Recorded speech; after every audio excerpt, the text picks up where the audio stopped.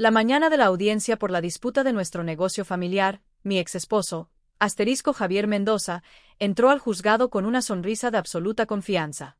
Caminó despacio hasta mi asiento y, sin preocuparse por quien pudiera escucharlo, murmuró: «Cuando esto termine, no te quedará absolutamente nada».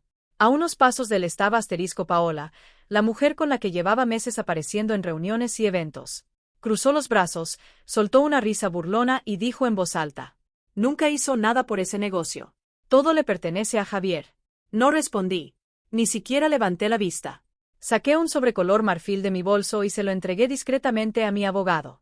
«Entrégueselo a la jueza cuando considere que es el momento indicado». Él asintió sin hacer preguntas. Unos minutos después, la jueza abrió el sobre, leyó las primeras páginas y guardó silencio. Luego levantó la mirada hacia Javier y pronunció unas palabras que cambiaron el ambiente de la sala. «Parece que esta historia es muy distinta de lo que nos hicieron creer. Me llamo Valeria Navarro. Tengo 39 años y, aunque muchos pensaban que aquella audiencia decidiría el final de mi vida, para mí solo era el comienzo. 15 años antes conocí a Javier en una feria de emprendedores en Guadalajara. Él soñaba con abrir un pequeño taller dedicado a fabricar muebles artesanales. Yo trabajaba como administradora en una empresa de logística y llevaba una vida sencilla, pero estable. Mientras casi todos le decían que abandonara esa idea porque jamás competiría con las grandes fábricas, yo fui la única que creyó en él. Nos casamos 2 años después. Nuestro acuerdo era simple. Yo mantendría la estabilidad económica del hogar mientras él hacía crecer el taller. Cuando el negocio prosperara, disfrutaríamos juntos del esfuerzo de tantos años. Al menos, ese era el plan. Los primeros años fueron agotadores. Había semanas enteras en las que apenas entraban pedidos y el dinero no alcanzaba para pagar a los proveedores.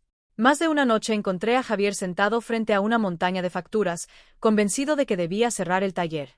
Entonces preparaba café, me sentaba a su lado y le recordaba por qué había empezado todo. Todavía no es el final. Solo necesitamos resistir un poco más. Y seguíamos adelante. Acepté turnos extras durante varios años. Mi salario pagaba la renta, los servicios, la comida y buena parte de las herramientas que necesitaba el taller. Vendí las joyas que había heredado de mi abuela para comprar la primera máquina de corte industrial. Pospuse una especialización universitaria porque simplemente no podíamos pagar ambas cosas al mismo tiempo. Renuncié a vacaciones, celebraciones y muchos sueños personales convencida de que estaba construyendo un futuro junto al hombre que amaba. Cada vez que Javier me agradecía, repetía la misma promesa: «Todo esto algún día será nuestro». Nunca dudé de sus palabras. Hasta que el éxito llegó.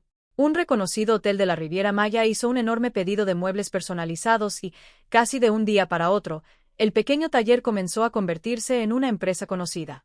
Los contratos crecieron. Las entrevistas aparecieron. Las revistas de negocios empezaron a buscar a Javier. Su nombre comenzó a escucharse por todo el país. Al principio me sentía orgullosa. Ver cumplir el sueño de alguien a quien amas es una sensación difícil de explicar. Pero el éxito empezó a cambiarlo. Dejó de preguntarme cómo había sido mi día. Las cenas dejaron de ser conversaciones para convertirse en monólogos sobre clientes, inversiones y nuevos proyectos. Contrató gerentes para la empresa, pero seguía esperando que yo administrara la casa, organizara las cuentas y resolviera todos los problemas familiares. Un día le dije que quería abrir mi propia consultoría financiera. Ni siquiera levantó la vista de su celular. ¿Para qué? La pregunta me sorprendió. Porque siempre ha sido mi sueño. Él soltó una sonrisa indiferente. Ya no tiene sentido. Lo importante es mi empresa. Aquellas palabras marcaron el principio del verdadero final. Los viajes se hicieron cada vez más frecuentes. Las reuniones nocturnas nunca terminaban. Siempre había una nueva excusa para cancelar nuestros planes. Cuando intentaba hablar con él, respondía exactamente igual. «Estás imaginando problemas donde no existen». Durante meses intenté convencerme de que tenía razón.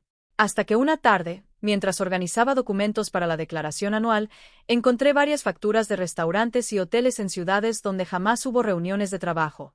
No dije nada. Solo empecé a observar. Las llamadas terminaban en cuanto yo aparecía. Los mensajes desaparecían pocos segundos después de llegar. Su teléfono, que antes podía tomar sin problema, ahora tenía varias contraseñas. La confirmación llegó por accidente.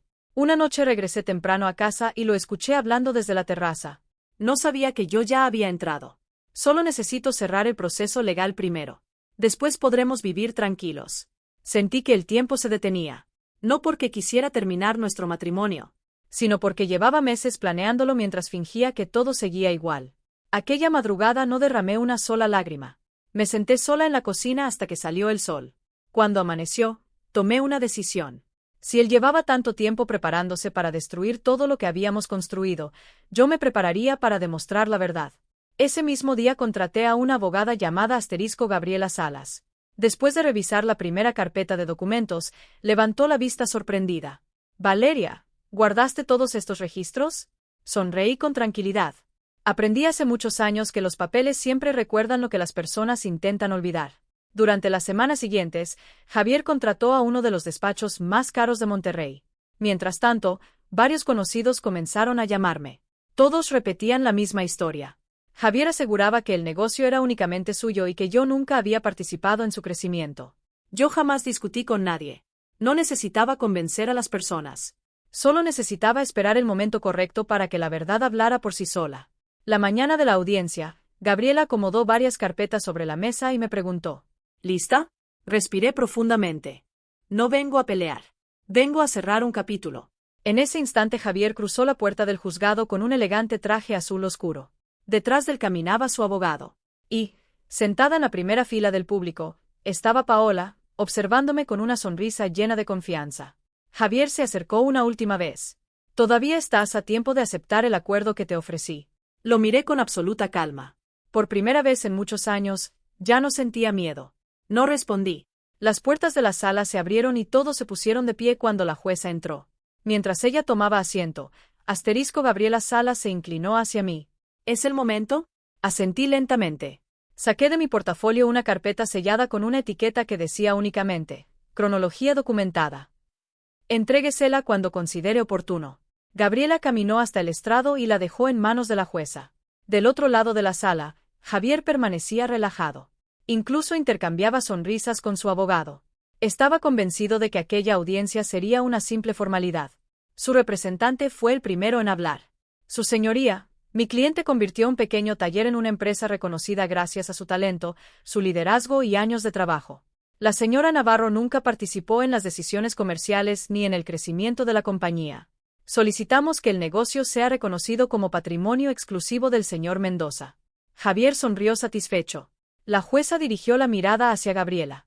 «Tiene la palabra». Mi abogada no discutió ni levantó la voz. Simplemente señaló la carpeta recién entregada. «Antes de cualquier conclusión, le pido respetuosamente que revise ese expediente. Resume 15 años de registros financieros, contratos, comprobantes bancarios y comunicaciones entre ambas partes». La jueza abrió la carpeta. La sala quedó en completo silencio. Las primeras páginas no contenían opiniones ni acusaciones. Solo fechas, cifras y documentos. Abril de 2012. Valeria Navarro vendió un terreno heredado para comprar maquinaria industrial destinada al taller. Comprobantes notariales anexos. Enero de 2013. Valeria asumió el pago completo de la hipoteca y los gastos familiares durante 18 meses para que Javier pudiera reinvertir todas las ganancias del negocio. Estados de cuenta bancarios anexos. Agosto de 2014. Valeria firmó como aval de un préstamo comercial solicitado por la empresa. Contrato bancario adjunto. La jueza continuó leyendo sin decir una palabra. Después aparecieron varios correos electrónicos. Uno de ellos llamó especialmente su atención. Si algún día este taller llega a ser grande, será porque tú nunca dejaste que yo me rindiera. Había sido enviado por Javier. Más adelante encontró otro mensaje. Gracias por cubrir otra vez los pagos de la casa. Sin ti habría tenido que cerrar el negocio hace meses. Y otro más. Todo lo que estamos construyendo será de los dos. Sentí que el ambiente cambiaba lentamente. No necesitaba mirar a Javier para saber que su seguridad comenzaba a desmoronarse. La jueza comparó aquellas pruebas con los documentos financieros presentados por ambas partes. Revisó declaraciones fiscales, contratos, movimientos bancarios, préstamos, facturas. Cada pocos minutos hacía nuevas anotaciones. Finalmente levantó la vista. «Señor Mendoza».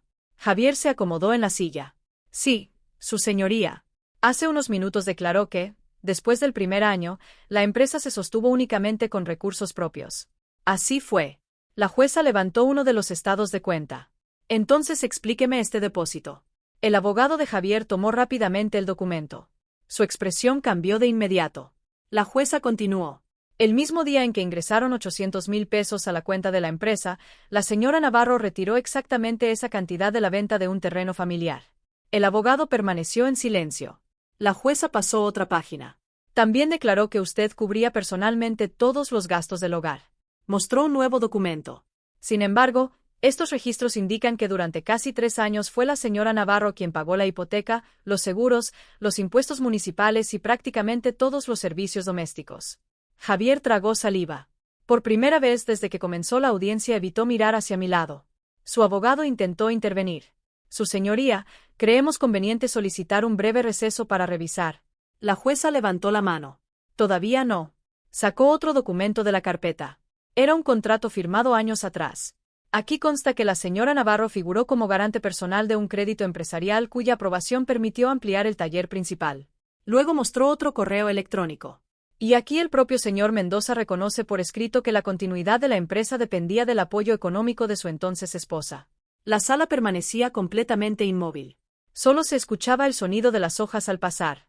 La jueza volvió a observar a Javier. ¿Niega haber escrito estos mensajes? Javier abrió la boca, pero ninguna respuesta salió de inmediato. Su abogado volvió a inclinarse para hablarle al oído. Era evidente que ninguno de los dos esperaba encontrar aquel nivel de documentación. La jueza cerró cuidadosamente la carpeta. Golpeó suavemente la mesa con la punta del bolígrafo y dijo con absoluta serenidad: Este expediente no intenta despertar emociones. Presenta hechos respaldados por pruebas. Miró a ambos equipos legales. Antes de emitir cualquier resolución sobre la distribución del patrimonio, este tribunal ordena una revisión completa de los registros financieros, de los movimientos bancarios y de la verdadera participación de cada parte en el desarrollo de la empresa. Por primera vez desde que inició la audiencia, Javier dejó de sonreír. Y yo comprendí que la verdad, cuando se conserva durante años en silencio, puede pesar mucho más que cualquier discurso. Javier permaneció inmóvil. Por primera vez en muchos años, no tenía una respuesta preparada. Su abogado rompió el silencio. Su señoría, mi cliente solicita un receso para revisar los documentos recién analizados. La jueza negó con la cabeza. No es necesario. Todos estos documentos fueron entregados durante el proceso de descubrimiento. Si su equipo decidió ignorarlos, esa no es responsabilidad de este tribunal. El ambiente cambió por completo. Paola, que hasta ese momento observaba todo con una sonrisa de superioridad, comenzó a moverse inquieta en su asiento. Ya no parecía tan segura. La jueza revisó una última carpeta antes de hablar nuevamente. Hay algo más que me llama la atención. Tomó un reporte financiero presentado por un perito independiente nombrado por el tribunal. Según esta auditoría, durante los últimos 18 meses se realizaron varias transferencias desde la empresa hacia una sociedad registrada en Querétaro. Javier frunció el ceño. Es una empresa proveedora. La jueza levantó otro documento. Curiosamente, esa sociedad fue constituida apenas 3 semanas antes de que usted iniciara este proceso legal. El abogado de Javier comenzó a revisar sus archivos con evidente desesperación. No encontraba aquella información. La jueza continuó. Y según el Registro Público de Comercio, la administradora de esa empresa es la señorita Paola Rivas. Toda la sala giró la cabeza hacia ella. Su rostro perdió el color. ¿Yo? ¿Eso? No terminó la frase. Gabriela permanecía completamente tranquila. Era evidente que conocía esos documentos desde hacía semanas. La jueza volvió a mirar a Javier. ¿Puede explicar por qué más de 6 millones de pesos fueron transferidos a una empresa administrada por su actual pareja pocos meses antes de esta audiencia? Javier respiró profundamente. Fueron pagos por servicios de consultoría. Gabriela pidió la palabra. Con autorización del tribunal. La jueza asintió. Adelante. Mi abogada caminó lentamente hasta la pantalla donde normalmente se proyectaban las pruebas digitales. Conectó una memoria USB. Aparecieron decenas de facturas, todas emitidas por la empresa de Paola. Gabriela habló con absoluta serenidad. Solicitamos que se observe un detalle muy simple. Amplió una de las facturas. La empresa fue creada el 12 de febrero. La primera factura tiene fecha del 13 de febrero. La segunda, del mismo día. La tercera, 1 hora después.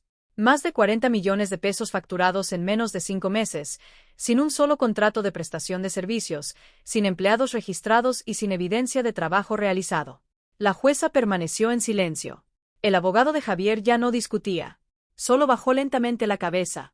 Entonces Gabriela mostró el último documento. Era un intercambio de mensajes recuperados mediante una orden judicial. Uno de ellos decía: asterisco, antes del juicio tenemos que sacar la mayor cantidad de dinero posible.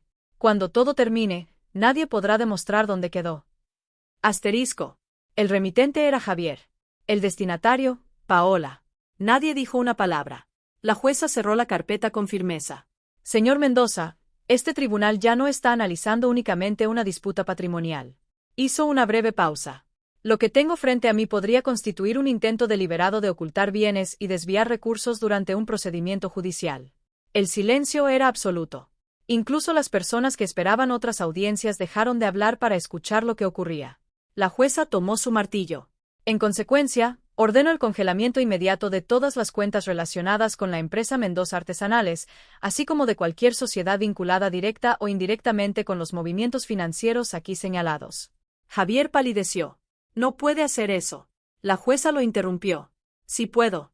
Y considerando la información presentada hoy, también ordeno que un perito contable independiente realice una auditoría completa de los últimos 3 años de operaciones. Paola se levantó de golpe. Esto es una locura. Su propio abogado le pidió que volviera a sentarse. Ella ya no escuchaba. Mientras tanto, yo permanecía en silencio. No sentía alegría. No sentía deseos de vengarme. Solo experimentaba una tranquilidad que llevaba demasiado tiempo esperando. Porque entendí algo que Javier jamás comprendió. Las mentiras pueden impresionar durante un tiempo. Pero cuando los números hablan, terminan destruyendo incluso la mejor actuación. El silencio continuó durante varios segundos. Javier permanecía de pie, completamente inmóvil. El hombre que había entrado aquella mañana convencido de que lo controlaba todo ahora evitaba mirar a cualquier persona dentro de la sala. Su abogado rompió el silencio. Su señoría, mi cliente está dispuesto a llegar a un acuerdo. La jueza levantó lentamente la vista.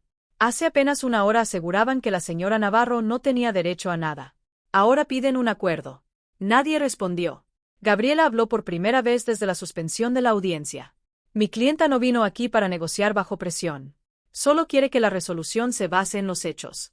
La jueza asintió. Después de revisar el informe preliminar de la auditoría, tomó la decisión final.